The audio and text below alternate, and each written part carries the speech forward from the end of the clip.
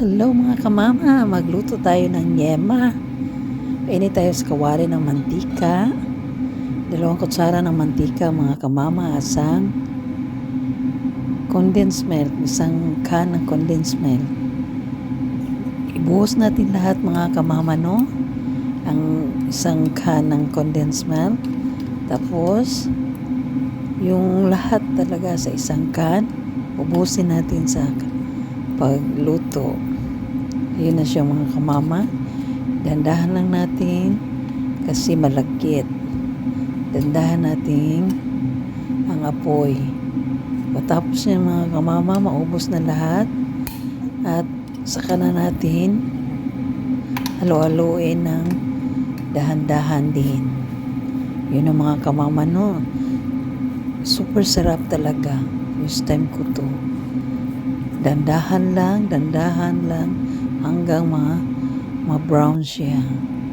O yun ang mga kamama, lagyan natin ng mani, dinurog na mani. Katapos yun kamama, dandahan ulit.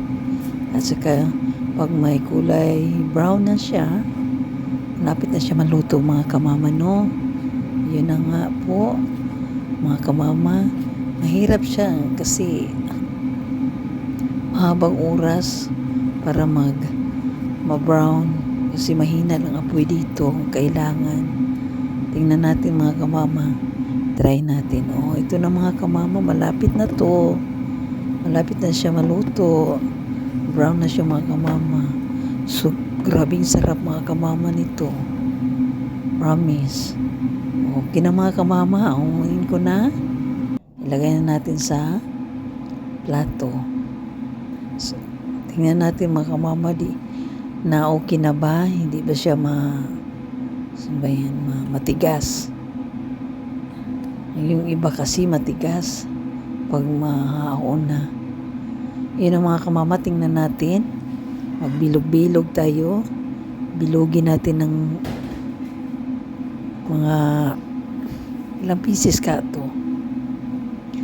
Kunting bilog lang.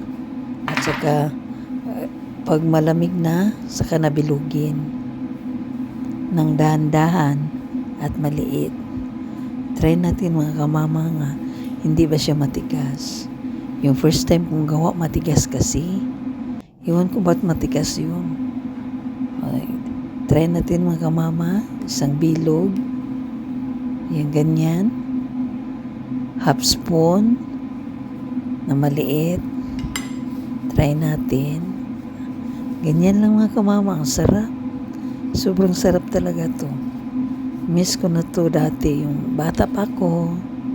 Ito yung lagi kong kainin. Try natin mga kamama, makaya ba ang 50 pieces sa isang can ng condense. Pero mainit siya mga kamama. Iwan ko ang init.